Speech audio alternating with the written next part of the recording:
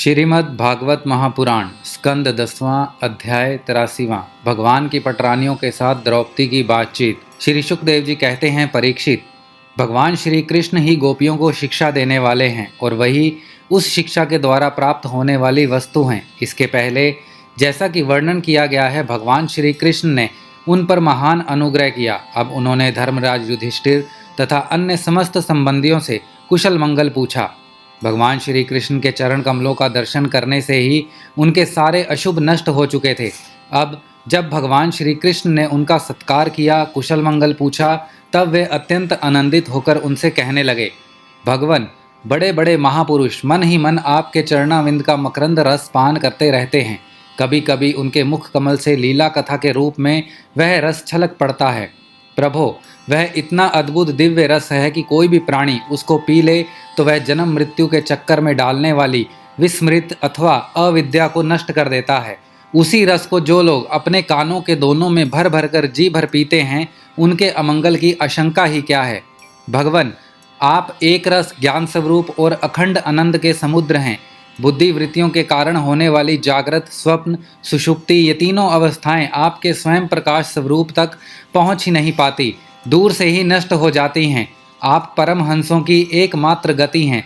समय के फेर से वेदों का हास होते देखकर उनकी रक्षा के लिए आप अपनी अचिंत्य योग माया के द्वारा मनुष्य का सा शरीर ग्रहण किया है। हम आपके चरणों में बार बार नमस्कार करते हैं। श्री शुकदेव जी कहते हैं, परीक्षित, जिस समय दूसरे लोग इस प्रकार भगवान श्री कृष्ण की स्तुति कर रहे थे, उसी समय यादव और कौरव कुल की स्त्रियां एकत्र होकर आपस में भगवान की त्रिभुवन विख्यात लीलाओं का वर्णन कर रही थी। अब मैं तुम्हें उन्हीं की बातें सुनाता हूँ।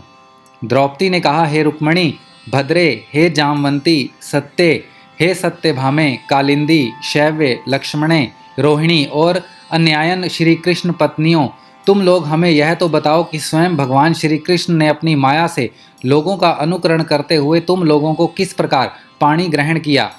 रुक्मणी जी ने कहा, द्रौपदी जी, जरासंध आदि सभी राजा चाहते थे कि मेरा विवाह शिशुपाल के साथ हो। इसके लिए सभी शस्त्रास्त्र से सुसज्जित होकर युद्ध के लिए तैयार थे, परंतु भगवान मुझे वैसे ही हर लाए जैसे सिंह बकरी और भेड़ों के झुंड में से अपना भाग छीन ले जाए। क्यों ना हो, जगत में जितने भी अजय वीर हैं, उनके मुकुटों पर इन्हीं की चरण धूलि शोभायमान होती है। द्रौपदी जी, मेरी तो यही अभिलाषा है कि भगवान के वे ही समस्त संपत्ति और सौंदर्यों के आश्रय चरण कमल जन्म जन्म मुझे आराधना के लिए ही प्राप्त होते रहें, मैं उन्हीं की सेवा में लगी रहूं। सत्यभामा ने कहा, द्रौपदी जी, मेरे पिताजी अपने भाई प्रसेन की मृत्यु से बहुत दुखी हो रहे थे, अतः उन्होंने उनके वध का कलंक भगवान पर ही लगाया। उस कलंक को दूर करने के लिए भगवान ने ऋषराज जामवान पर विजय प्राप्त की और वह रत्न लाकर मेरे पिता को दे दिया। अब तो मेरे पिताजी मिथ्या कलंक लगाने के डर से डर गए, अतः यद्यपि वे दूसरे को मेरा वागदान कर चुके थे, फिर भी उन्होंने मुझे सेमंतक मणि के साथ भगवान के चरणों में ही समर्पित कर दिया। जामवंती ने कहा, द्रौपदी जी, मेरे पिता ऋक्षराज जामवान को इस बात का पता न था कि यही मेरे स्वामी भगवान सीतापति हैं, इसीलिए वे इनसे 27 दिन तक लड़ते रहे, परंतु जब परीक्षा पूरी हुई, उन्होंने जान लिया कि ये भगवान राम ही हैं। तब इनके चरण कमल पकड़कर सेमंतक मणि के साथ उपहार के रूप में मुझे समर्पित कर दिया। मैं यही चाहती हूँ कि जन्म जन्म इन्हीं की दासी बनी रहूं। कालिंदी ने कहा, द्रौपदी जी, जब भगवान को यह मालूम हुआ कि मैं उनके चरणों का स्पर्श करने की आशा अभिलाषा से तपस्या कर रही हूँ, तब वे अपने सखा अर्जुन के साथ यमुना तट पर आए और मुझे स्वीकार कर लिया।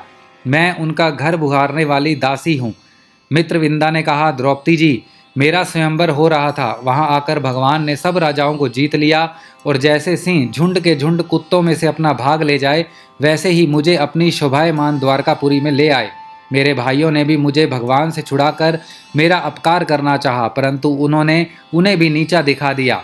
मैं ऐसा चाहती हूँ कि मुझे जन्म जन्म उनके पांव पखारने का सौभाग्य प्राप्त होता रहे। सत्या ने कहा, द्रौपदी जी, मेरे पिताजी ने मेरे स्वयंवर में आए हुए राजाओं के बल पौरुष की परीक्षा के लिए बड़े बलवान और पराक्रमी तीखे सींग वाले 7 बैल रख छोड़े थे। उन बैलों ने बड़े बड़े वीरों का घमंड चूर कर दिया था। उन्हें भगवान ने खेल खेल में ही झपट कर पकड़ लिया, नाथ लिया और बांध दिया, ठीक वैसे ही जैसे छोटे छोटे बच्चे बकरी के बच्चों को पकड़ लेते हैं। इस प्रकार भगवान बल पौरुष के द्वारा मुझे प्राप्त कर चतुर्गुणी सेना और दासियों के साथ द्वारका ले आए। मार्ग में जिन क्षत्रियों ने विघ्न डाला उन्हें भी जीत लिया। मेरी यही अभिलाषा है कि मुझे इनकी सेवा का अवसर सदा सर्वदा प्राप्त होता रहे। भद्रा ने कहा, द्रौपदी जी, भगवान मेरे मामा के पुत्र हैं। मेरे चित्त इन्हीं के चरणों में अनुरक्त हो गया था। जब मेरे पिताजी को यह बात मालूम हुई तब उन्होंने स्वयं ही भगवान को बुलाकर अक्षौणी सेना और बहुत सी दासियों के साथ मुझे इन्हीं के चरणों में समर्पित कर दिया। मैं अपना परम कल्याण इसी में समझती हूँ कि कर्म के अनुसार मुझे जहाँ जहाँ जन्म लेना पड़े सर्वत्र इन्हीं के चरण कमलों का संस्पर्श प्राप्त होता रहे। लक्ष्मणा ने कहा, रानी जी, देव ऋषि नारद बार बार भगवान के अवतार और लीलाओं का गान करते रहते थे। उसे सुनकर और यह सोचकर कि लक्ष्मी जी ने समस्त लोकपालों का त्याग करके भगवान का ही वरण किया, मेरा चित्त भगवान के चरणों में आसक्त हो गया। साध्वी, मेरे पिता भृतसेन मुझ पर बहुत प्रेम रखते थे। जब उन्हें मेरा अभिप्राय मालूम हुआ तब उन्होंने मेरी इच्छा की पूर्ति के लिए यह उपाय किया। महारानी, जिस प्रकार पांडव वीर अर्जुन की प्राप्ति के लिए आपके पिता ने स्वयंवर में मत्स्य वेद का आयोजन किया था, उसी प्रकार मेरे पिता ने भी आपके स्वयंवर की अपेक्षा हमारे यहाँ यह विशेषता थी कि मत्स्य बाहर से ढका हुआ था, केवल जल में ही उसकी परछाई दिख पड़ती थी। जब यह समाचार राजाओं को मिला तब सब ओर से समस्त अस्त्र शस्त्रों के तत्वज्ञ हजारों राजा अपने अपने गुरुओं के साथ मेरे पिता की राजधानी में आने लगे। मेरे पिताजी ने आए हुए सभी राजाओं का बल पौरुष और अवस्था के अनुसार भली भांति स्वागत सत्कार किया। उन लोगों ने मुझे प्राप्त करने की इच्छा से स्वयंवर सभा में रखे हुए धनुष और बाण उठाए। उनमें से कितने ही राजा तो धनुष पर तांत भी न चढ़ा सके। उन्होंने धनुष को ज्यों का त्यों रख दिया। कईयों ने धनुष की डोरी को एक सिरे से बांधकर दूसरे सिरे तक खींच तो लिया, परंतु वे उसे दूसरे सिरे से बांध न सके। उसका झटका लगने से गिर पड़े। रानी जी, बड़े बड़े प्रसिद्ध वीर जैसे जरासंध, अंबष्ट नरेश, शिशुपाल, भीमसेन, दुर्योधन और कर्ण, इन लोगों ने धनुष पर डोरी तो चढ़ा ली, परंतु उन्हें मछली की स्थिति का पता न चला। पांडव वीर अर्जुन ने जल में उस मछली की परछाई देख ली और यह भी जान लिया कि वह कहाँ है। बड़ी सावधानी से उन्होंने बाण भी छोड़ा, परंतु उससे लक्ष्य भेद ना हुआ। उनके बाण ने केवल उसका संस्पर्श मात्र किया। रानी जी, इस प्रकार बड़े बड़े अभिमानियों का मान मर्दन हो गया। अधिकांश नरपतियों ने मुझे पाने की लालसा एवं साथ ही साथ लक्ष्य भेद की चेष्टा भी छोड़ दी। तब भगवान ने धनुष उठाकर खेल खेल में अनायास ही उस पर डोरी चढ़ा दी, बाण साधा और जल में केवल एक बार मछली की परछाई देखकर बाण मारा तथा उसे नीचे गिरा दिया। उस समय ठीक दोपहर हो रहा था। सर्वर्थ साधक अभिजीत नामक मुहूर्त बीत रहा था। देवी जी, उस समय पृथ्वी में जय जयकार होने लगा और आकाश में दुदुम्बियां बजने लगी। बड़े बड़े देवता आनंद विहल होकर पुष्पों की वर्षा करने लगे।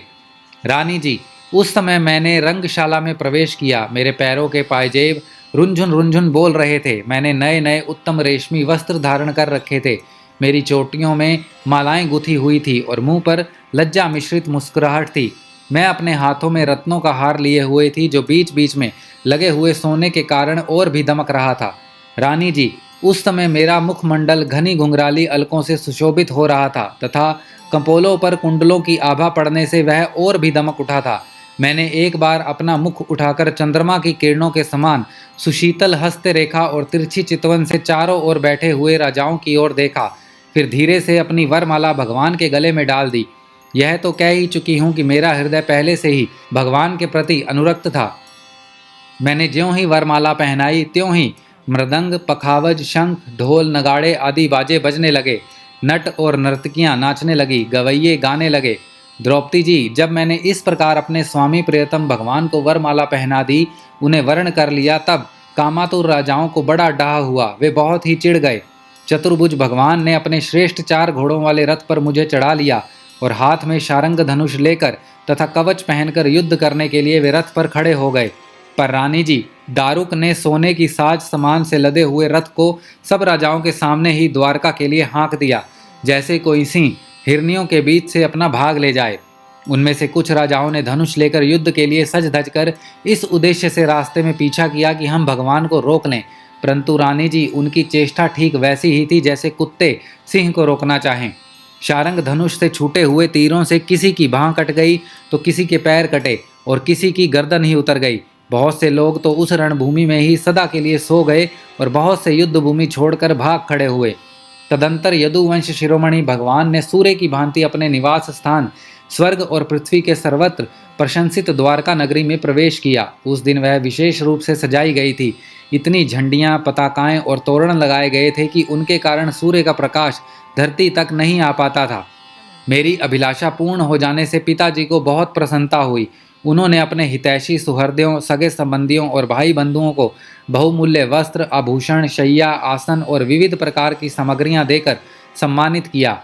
भगवान परिपूर्ण हैं, तथापि मेरे पिताजी ने प्रेमवश उन्हें बहुत सी दासियां, सब प्रकार की संपत्तियां, सैनिक, हाथी, रथ, घोड़े एवं बहुत से बहुमूल्य अस्त्र शस्त्र समर्पित किए। रानी जी, हमने पूर्व जन्म में सबकी आसक्ति छोड़कर कोई बहुत बड़ी तपस्या की होगी, तभी तो हम इस जन्म में आत्माराम भगवान की गृहदासियां हुई हैं। 16,000 पत्नियों की ओर से रोहिणी जी ने कहा, भौमासुर ने दिग्विजय के समय बहुत से राजाओं को जीतकर उनकी कन्या हम लोगों को अपने महल में बंदी बना रखा था। भगवान ने यह जानकर युद्ध में भौमासुर और उसकी सेना का संहार कर डाला और स्वयं पूर्ण काम होने पर भी उन्होंने हम लोगों को वहां से छुड़ाया तथा पानी ग्रहण करके अपनी दासी बना लिया। रानी जी, हम सदा सर्वदा उन्हीं चरण कमलों की चिंतन करती रहती हैं जो जन्म मृत्यु रूप संसार से मुक्त करने वाले हैं। साध्वी द्रौपदी जी, हम साम्राज्य, इंद्रपद अथवा इन दोनों के भोग, अणिमा आदि ऐश्वर्य, ब्रह्मा का पद, मोक्ष अथवा सालोक्य स्वरूप आदि मुक्तियां कुछ भी नहीं चाहती। हम केवल इतना ही चाहती हैं कि अपने प्रियतम प्रभु के सुकोमल चरण कमल की वह श्रीरज सर्वदा अपने सिर पर वहन किया करें, जो लक्ष्मी जी के वक्ष स्थल पर लगी हुई केसर की सुगंध से युक्त है। उदार शिरोमणि भगवान के जिन चरण कमलों का स्पर्श उनके गौ चराते समय गोप गोपियां, भीलने, तिनके तथा घास लताएं तक करना चाहती थी, उन्हीं की हमें भी चाह है। श्रीमद् भागवत महापुराण स्कंद 10वां, अध्याय 83वां समाप्त।